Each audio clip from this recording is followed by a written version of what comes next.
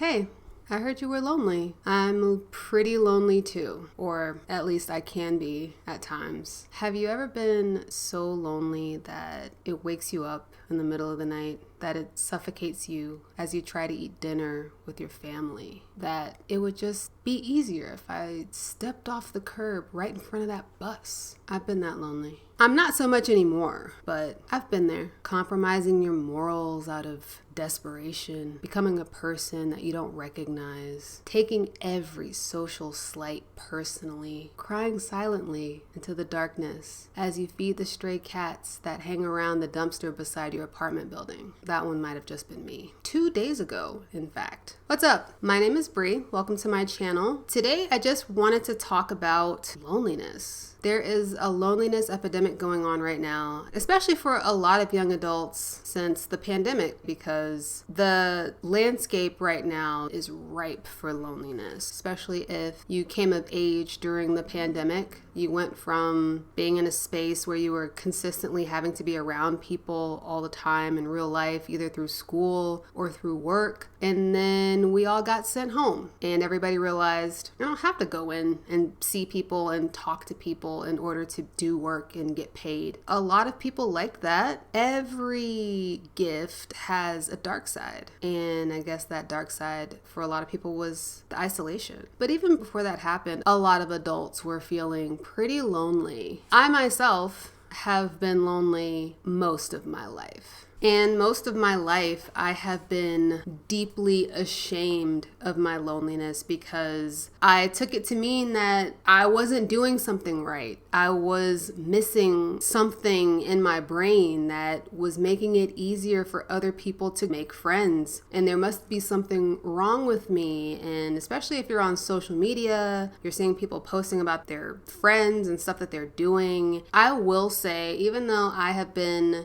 getting so much better with the loneliness that I've been feeling, every time I see a post where somebody is either with their friends or it was a picture that was obviously taken by one of their friends, I'm just like, how? Bitch, how? What are you doing so differently? Is it just boldness? Are you just supposed to be hanging out with somebody and stop and be like, can you take my picture really quick? See, that feels really cringy to me. But that's neither here nor there. That's not what we're talking about today. What we're talking about today is just loneliness in general. So leave a comment about your loneliness struggles and we're gonna get right into the video. I didn't want to make this video, but I was researching what videos that I should make next, and I kept running into loneliness, and obviously it's something that people care about. And the purpose of my channel was really to just unpack all these things. I just really want people to feel better and to feel happier, and I spent so much time feeling like ashamed of how unhappy I was. Not just feeling unhappy, but unhappy about very specific things that it seemed like other people couldn't relate to. Everybody else seemed to be unhappy that their boyfriends were breaking up with them, or that their best friends were talking about them behind their backs, or something like that. I'm a writer, and something that I noticed about my writing is literally every story I've ever written has had a main character who is struggling with loneliness. It definitely shows me what I care about and what I struggle with. But I didn't really want to make this video because I still feel lonely all the time, and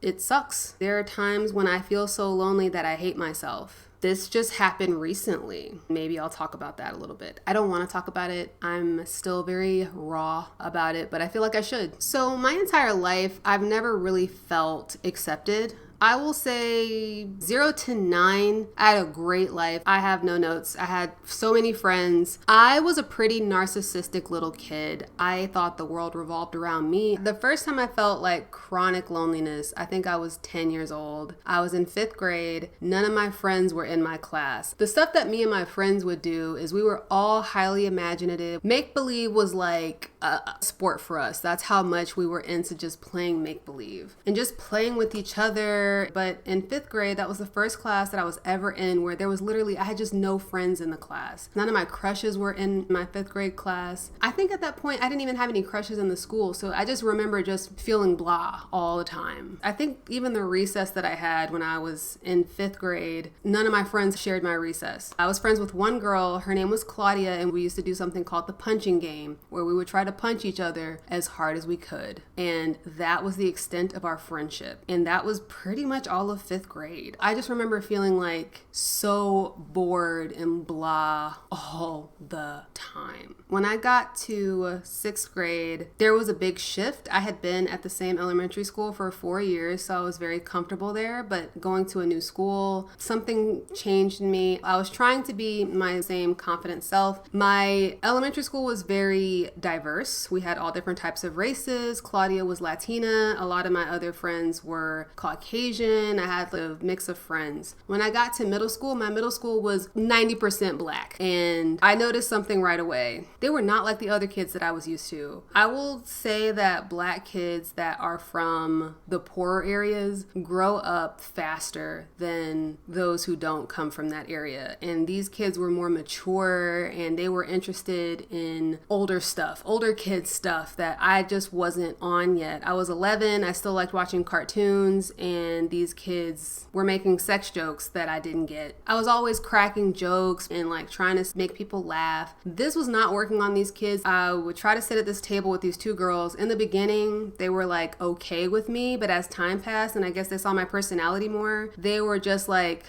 whenever I would try to sit with them at that table. There was one girl, she was really quiet. Her name was Cassidy. I can't remember, something like that. But she wrote me a note that said, "Do you want to be friends?" I thought, oh my God, thank God, I'm actually gonna finally have a friend at this school. I wrote back, yes. Tell me why this bitch moved away the next week. Like, what? Why would you even ask me to be your friend if you were gonna move away within a week? But in that week, we would sit next to each other in class, and I don't remember us talking ever, but I just know that we used to sit next to each other in class. The next year, we moved away from that black school because it turned out that black school was actually something called a Title I school, which basically means that it was a poor school and the education there was poor, and my mom didn't want me going to that school. We ended up moving to it wasn't a really nice area,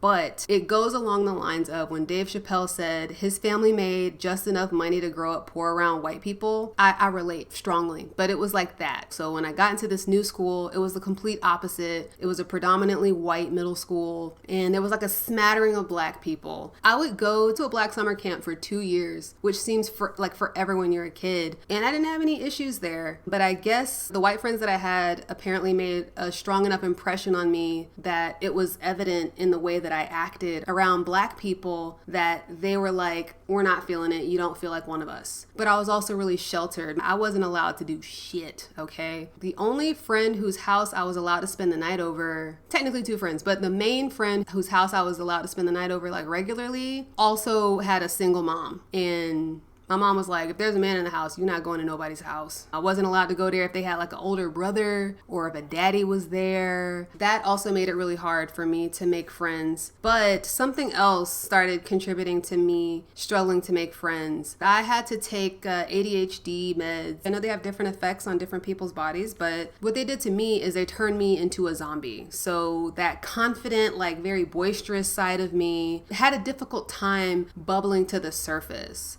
I started being called something that I had never heard of before in 7th grade, and that was an Oreo. And I guess the reason why I started getting called that at the predominantly white school is most of the black kids at the predominantly white school that I went to were coming from like poorer areas, and they were just like my mom moving to these predominantly white areas so that their kids could live in a better area. And so these black kids are coming from black schools, they're coming here, they're looking at me thinking, bitch, why do you talk like that? And so they were calling me an Oreo, and I was considered lame. I was hitting puberty. I was an only child. I had to go straight home every single day after school. So I just stayed a kid for a lot longer, and other kids just didn't like that. I was friends with the misfits. They were really nice to me, but I hated it. I didn't feel like I had control over the types of friends that I was making, and I was just stuck with whoever was left. And I have two feelings about that. Number one, you probably think, oh, what a bitch. This kid is ungrateful. But on the other hand, friendships are like relationships. Would you date anybody just because they're attracted to you and they like you? No, you wouldn't. You have to like them too. You want to be compatible. And I wasn't compatible with these friends. We were misfits, which meant that we were all separate, different entities. We didn't have anything in common other than the fact that the other kids didn't like us. In ninth grade, we stayed in that same school system, and I felt like it was getting better. I was becoming more confident. I think I wasn't on the medication anymore. Some other kids were coming in who hadn't known me from middle school, so I got to rebrand myself. It was great, actually. I am pretty sure like I was feeling so good, and like I was talking to the black people, you know, how much I loved that. But then my stepdad proposed to my mom, and we had to go live with him, and he lived in, I'm trying to say it in a way that's not disrespectful to the area, even though I don't care if I'm disrespectful to the area because there are worse areas, but it was on the edge of Metro Atlanta. Like, I'm from Atlanta. It was like on the very edge, like the last city in Metro Atlanta before the freaking outskirts in Coyote Land. It was just like such an irrelevant place to live, and I hated it. And I just wasn't compatible with the area in general because there was nothing around, there was nothing to do. We lived in this neighborhood. There was only this one kid. He was my next door neighbor, and he stank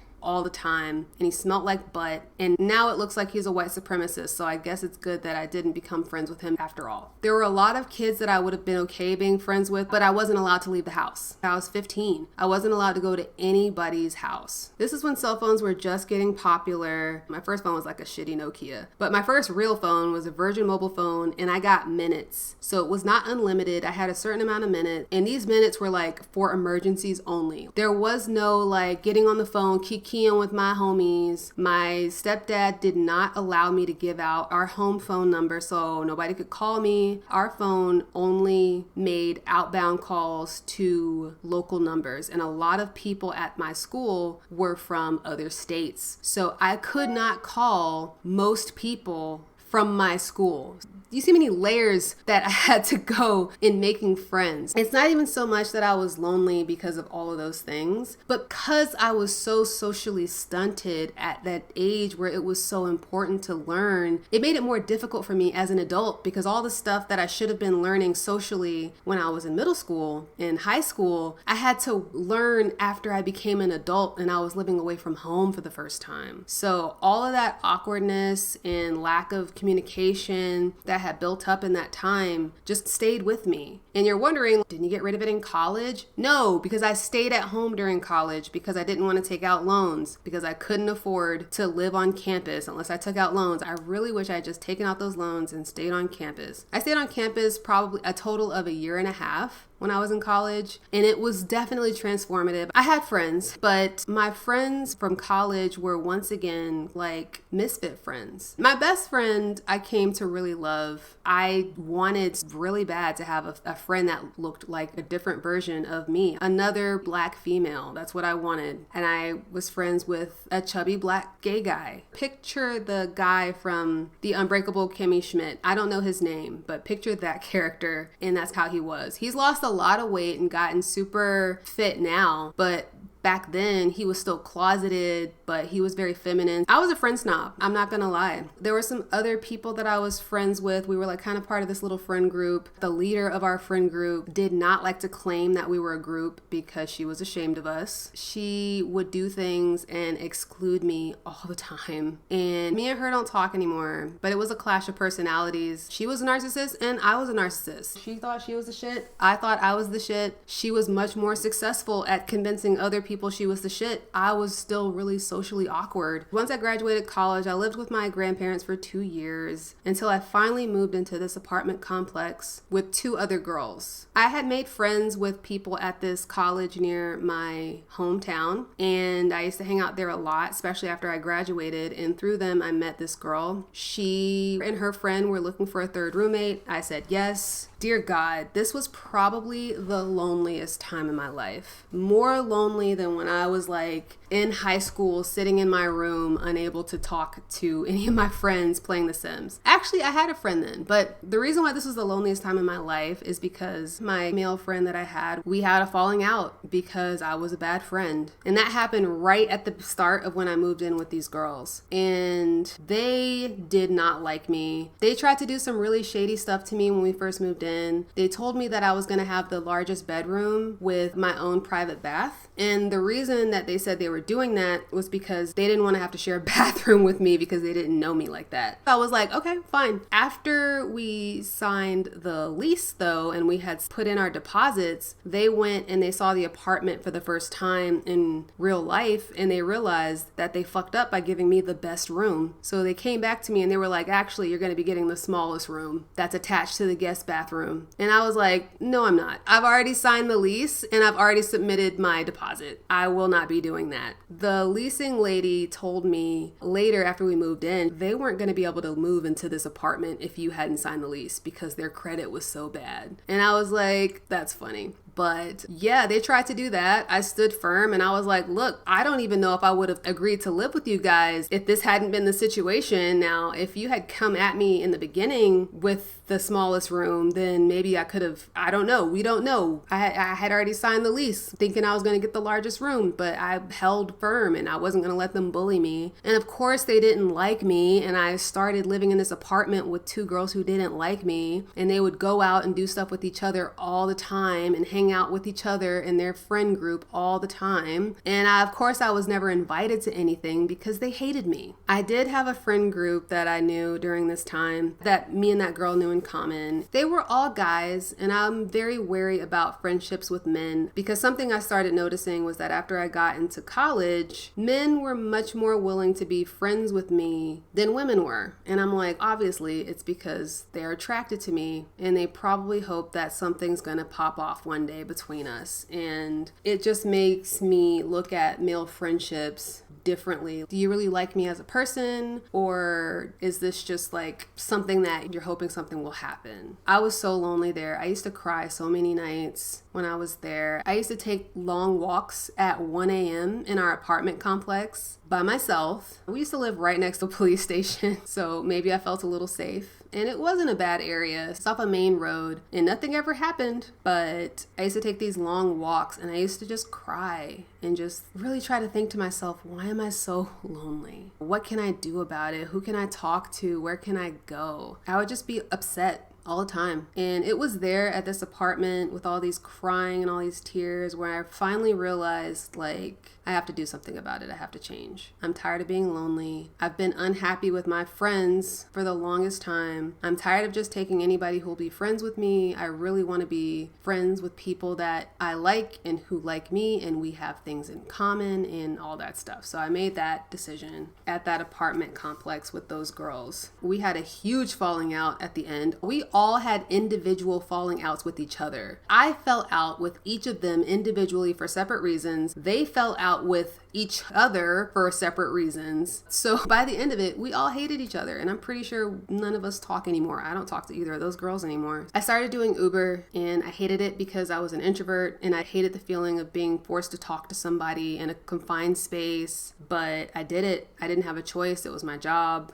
and I just learned how to talk to people, and it was really that. I did Uber for maybe 4 months. I used to make $400 a week. It's not good money, but I made money. Let's just say that. My rent was only $400 and my car note at the time was like $250, so it's not terrible. It was a living. That's where I learned to talk to people for the first time. It's like improv. If somebody says something, you got to say something else to keep the conversation going. I got into a new job, and it was like my first big girl job, my first adult job. When I got there, I made a resolution that I would do whatever it took to make friends. I would talk to any person. I would say anything. Because before, I had this philosophy that I could just be myself and I'll make friends that way. I threw that philosophy out the window and I just started being whoever a person who had friends was. And it worked. I had so many friends. It was the most friends I'd ever had in my life. I loved going out with them and hanging out with them and talking to them and feeling like they really cared. The only time where things got shady was that feeling of when mutual friends of yours start hanging out together and they don't invite you. So that was starting to happen with some people there. And it felt racial or cultural because they were all Latina and it felt like they weren't inviting me because if they invited me, then they would have to change. They would literally have to change their speech patterns because they would talk in Spanish, English, Spanglish, all that stuff. And if I was there, they would have to only talk in English. They had cultural things that they also knew about each other. They were from all different parts of Latin America, but they all shared that Latin culture. And I was a black girl. That was definitely not the first time that some friends of mine had hung out with other friends, but it really stung. It stung because I asked my closest friend, I considered her my best friend. She did not consider me her best friend. I had invited all of them to my birthday party. They brought friends. My best friend was planning a birthday party for them, and I asked her if I was invited, and she said, no, you're not invited. And bitch, I felt like shit. I felt like complete and utter shit because I felt so stupid. I was like, wow, I invited them to my birthday, but now they're not inviting me to theirs. My birthday is very important to me. It's like the one day of the year that I just allow myself to be a complete narcissist. Not really. I allow myself to lean into it. But fast forward to today, I'm still learning and I'm still growing and I still feel lonely all the time. The only thing that's changed is I definitely feel more confident in who I am as a person. That happened recently, bitch, like in the past 2 years. I had to learn that everybody thinks that they're the main character. So everybody's going to treat you like you're a side character. I can definitely say avoid people that are going to treat you like you're a side character in their story. Those are not good friends. There were times where I was that person and I didn't deserve those friends either because that sucks. It can kill your confidence, but also make you crave connection even more desperately. It's probably why I think a lot of us want so desperately to be friends with people who don't want to be friends with us. I know that there have been several times where I've been drawn to the very charismatic personality that gives off Regina George vibes, only to turn around and treat you like shit, and you're like, but why are you treating me like this? Because she was Regina George. She was like that when you met her. That's what you liked. You liked the exclusivity of her friendship. That's just not a healthy person. I used to view myself as an island, and I used to view friendships as trying to invite people to my island. Come over to my island, see what I got going on. But people never wanted to visit my island. I never understood why. What I had to learn how to do was start visiting people at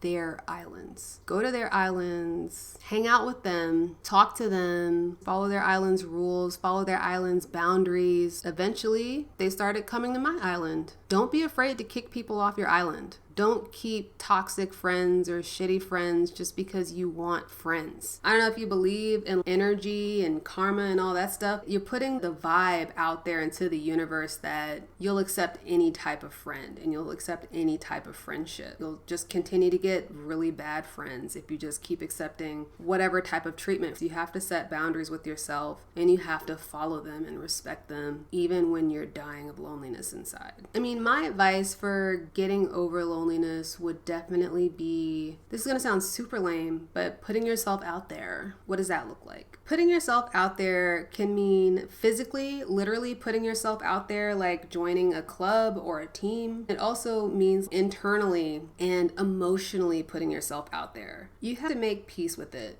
because it's going to come and it's going to go. There has been a person who I have been trying to be friends with for 4 years. She is a neighbor of mine and it took her a really long time to open up to me. I remember the first year that I knew her, I would try to befriend her and she was really resistant. But I would see her talking to other people and I'd be like, what the hell? She's capable of making new friends and she's capable of being friends with her neighbors. She's choosing not to be friends with me, and I'll definitely let that get under my skin and I let it bother me. It really has been in the past 6 months where things have changed. She started acting different and began opening up to me and we started like hanging out more. She's actually moving in 2 weeks. And so I'm like, the timing's unfortunate for when you started deciding you wanted to open up to me, but okay, I'll take it, I guess. Something that I learned, first off, what you have to do is you have to do that island thing that I said. You have to ask them about their life and be supportive of them no matter what. If somebody's like, oh, I turned in a project late at work and my boss yelled at me, I would never say something like, why did you turn it in late? Of course your boss would yell at you because you did something like that. That's not productive. That's just going to make that person feel like shit, and that's going to make them not like you. And even though that might be your first thought and you feel like I should be able to just talk and be completely honest with this person, if you are a person specifically who struggles with making friends, there are some people who can just tell it like it is and people find it endearing. If you have noticed that this isn't working for you, then you're clearly not as endearing as you think you are, and you might want to reevaluate your approach. Try to give them a reason to explain. They could be like, no, I just really procrastinated it. I was like, oh, you probably had a lot of work to do, and or did it take like a lot? And you're like, no, I forgot about it until the last second. I'd be like, oh, that sucks. Did you put a reminder on your phone or something? Or did you put something on your calendar? And they'd be like, no, I didn't. I completely forgot. And like, you've probably just been really stressed out. There's a lot going on. I'll probably grab something that's going on in their life and be like, oh, you took your dog to the vet last week. You got a lot going on right now. It's normal for our minds to slip on stuff like that. Being supportive is like the easiest way to be friends with somebody. Being chill is also really helpful too. Not making a big deal out of stuff, not having big reactions. People like chill people. People are so high strung internally that when they meet a person who has a calming presence and seems like they're in control of their emotions, they gravitate towards that. I think that's why I chased a lot of people away in my life too, is because I spent so much time being high strung over my emotions and projecting that out to people. I've said this in other videos that something I really regret doing is talking about my depression so much, because nobody wants to hear that. Everybody's going through their own shit. You got to talk about depression with people who you know are emotionally able to handle those conversations, because not everybody is going to be able to handle a super depressing conversation. Being down to earth is always going to work. Playing on your strengths. If you're funny, lean into being funny. If you give good advice, lean into that. If you are like the chill person, lean into that. And maybe evaluate what about you is off-putting to people. You can even ask people. Your family will tell you because they have to love you regardless. For a lot of people, I don't know, that's not true of everybody. If you have a family that's conservative and you're a person who's more liberal in personality, your family might say something about your liberal personality. That's what my family would do. That's how my mom would be, because I'm like more liberal. She's more conservative. She'd be like, oh, it's because your hair is red. That's why nobody wants to be friends with a red-haired person. If you're really trying to make friends with certain people, I definitely think it doesn't hurt to tailor yourself to those people if that's what you want. Definitely be yourself, but find out who you are within this friend group. Obviously, you're attracted to this friend group or this person for a reason. What about them? Figure out why you like the people that you like. Definitely do all the internal work. Do all of your shadow work. I read this book called How to Do the Work, and it's basically exposing your shadow side and overcoming all the goo that gets stuck onto your spirit. Definitely read it. It's a book called How to Do the Work. It was immensely helpful in me becoming a more fulfilled, happier person. Definitely listen to other people's stories. You're not alone. Loneliness is super common. But something I haven't touched on is there are different types of loneliness. Some people are lonely because they've just moved to a new area. I had a friend that she moved down to Florida where she didn't know anybody. She joined the running club. She started going out with people from her job. So that's very good. Accepting all invitations. You never know how it's going to be. You never know who you're going to meet. Some people are lonely because they are in an area with people that don't share their values. So if you're a more liberal person who lives in a more conservative area, you might want to consider moving if that so tickles your fancy, if you're able to. Or you might want to get online. I don't know how to make friends online, so I couldn't tell you how to do it. People make friends on dating sites. I don't know how that works. I guess you would go out with somebody because you know what you have in common, and then you start hanging out with them as a friend, and then you start hanging out with their friends. I don't know how it works. You could be a person who doesn't have any friends because you're an introvert. You have to get out of the house, man. I'm an introvert. What I did is I made friends with people in my building, but I was able to do that because I have a dog, and there's a dog park that everybody uses. And once you're down there, like for an hour total in a day with your dog, you start to meet people and talk to people. Also, don't expect anything to happen overnight. Friendships take a lot longer to progress and develop than I used to think. When I met somebody that I wanted to be friends with, I wanted to be friends with them like right away. And that's not how it works. You have to be very patient, and it could take you 6 months to a year to really have a friendship. I had to get over that by just enjoying the small wins of talking to them individually when it came, doing things like, hey, me and my dog are going across the street to grab coffee. Do you want to join? A little bit of gossip about the neighbors, not the neighbors that were within the circle, but gossiping about like messy neighbors, like, oh, did you hear that couple arguing? Or did you see so-and-so was drunk in the garage? People bond over stuff like that. Not to be mean. Don't be mean-spirited. I would definitely also say don't put too much pressure on whether or not you're going to make friends, because then you're going to always be thinking like, where are these friends? Where are these friends? You just have to take it baby steps and eventually it'll happen. Another type of loneliness that I know people experience is a sudden loss of a friend group that you have had for a while. Maybe you've moved. I guess that goes under the first one. Or maybe you and your friends have just had a falling out. Either something you did or something they did. That would depend on the circumstance, right? Is it something where you guys can talk it out? Is it something where those friends are toxic and you don't want to talk to them anymore? Is it something where you were toxic and they don't want to talk to you anymore? Because it happens to all of us. It's been me before. I've been the toxic friend. Obviously, if you were the toxic friend, do your shadow work, figure yourself out, become a better person. If they were the toxic friends, you obviously don't want to go back to them. And I would just give you the same advice that I just said. Join a club, join a gym. People find friends in gyms. Take some lessons doing something, group lessons doing something. That's a great way. Like I said, I had a friend who made friends in running club. I know people that meet people in forums online with stuff that they like, especially if it's something niche and it's really small. This video is so long. I spent so much time talking about my life. But I wanted to give you like a frame of reference as to how someone so clearly amazing could end up being so lonely. The reason why I say loneliness ebbs and flows is because I would say just this week, my loneliness has ebbed and flowed because that friend who's moving, I was looking on social media, and her and another mutual friend that we have that were both my neighbors. The other girl is no longer my neighbor anymore, but she used to be our neighbor and we're still friends even though she doesn't live here anymore. I'm actually having coffee with them both tomorrow. But yeah, so she's moving and I had been planning a going away thing for her, but then I look online and they are doing something together with some other people and I was really hurt about it. And I was just like, oh my God, how could I have been so stupid as to care about this person when this person doesn't care about me? And I just had convinced myself in my mind that she didn't care about me and we were never friends and we were never going to be friends. It already took her 4 years to open up to me in the first place, and I knew it because she never liked me in the first place. I ended up messaging her because of a message that she had put in our group chat about loneliness, actually. And we ended up talking about it, and her response was actually very nice and very heartfelt, and she apologized for making me feel excluded. And honestly, I'm a sucker for a good apology, bitch. If you acknowledge how you've made me feel and validate my feelings, that's all I'm really looking for. And I was satisfied by her apology, and I saw her today, and I was like, hey, and we were just talking like regular, and that's how we're gonna go get coffee in the morning.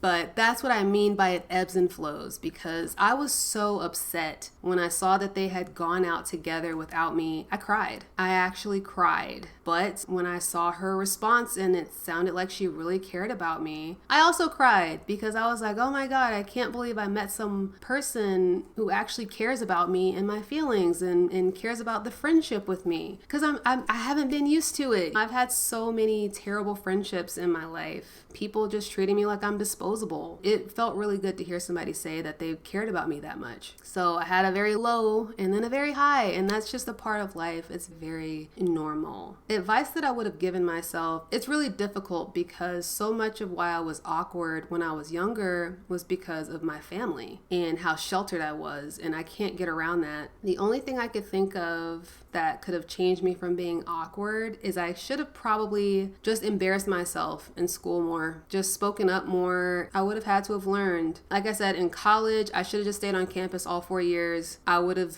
definitely learned then, but I don't know, man. I didn't really become good at talking to people until I had to deal with the Russian roulette that was Uber. And I only did that because I had to. But I would definitely say if you could get into something where you have to talk to people, do a Toastmasters type of thing, if you're shy, join a club. I had to watch a lot of videos on YouTube about ego death. Why feeling like crap is caused by an ego death. When other people make you feel like shit about yourself, it's because you have written this story of who you are in your mind. And when people don't treat you the way that you feel like you should be treated, it's like a blow to your ego. And the story that you've told yourself about yourself gets invalidated. I was watching some YouTubers that were just like, let that shit go. You have to just let that shit go. You can't care what people think about you. And which is so cliche, but it's the truth. But it's not just about not caring, because you can't just be like, all right, today I'm just going to not care what people think about me. It's you have to let go of your ego. You have to kill the story that you told yourself about yourself. So that when people treat you like crap, when people were calling me a lame Oreo when I was in high school, that shit hurt because I thought I was a cool guy. I thought I was cool. I saw myself as Brianna who's chill and funny. And whenever Brianna who's chill and funny got overwritten by Brianna the Oreo, it made me so freaking depressed and sad and hate myself. Every time that would happen, I would retreat and not want to deal with those feelings and just feel bad and start avoiding the rejection of meeting people and becoming friends with people. But anyway, this video, hopefully I didn't make it too long. I'm seeing 1 hour, 11 minutes and 11 seconds on the timer. So that's gotta be lucky or something. So let me know in the comments of your own experiences with loneliness and what you would have to share about how you are coping with it or dealing with it or something that has gotten you out of it. I don't think I covered everything in this video, especially because I don't really plan my videos out too much anymore. I used to have a script that I would read off of, but I didn't like how scripty it sounded. I just have some bullet points that I go by. Hopefully this video was able to give you some solidarity and some hope and some direction as to how to go from being lonely to being not. Yeah, just know that you are not alone, even when it feels that way. There are plenty of people out there who care about you because they care about people who are lonely and they don't want them to feel that way. I'm that person. Hi, I don't want you to be lonely. I care about you and I care about your feelings. And I cannot promise you it gets better because you have to actively make the choice to make it better and you have to take steps on making it better. And I believe in you. If I can do it with my awkward Oreo ass, I know you can do it. Hopefully you can do it a lot faster than me. Anyway, that's all I wanted to say for this video. Hopefully I was able to give you some help and provide you some solidarity and make you feel a little bit better and give you some advice that you can use. But definitely give me a like, subscribe, and ring the bell. And I will see you next time.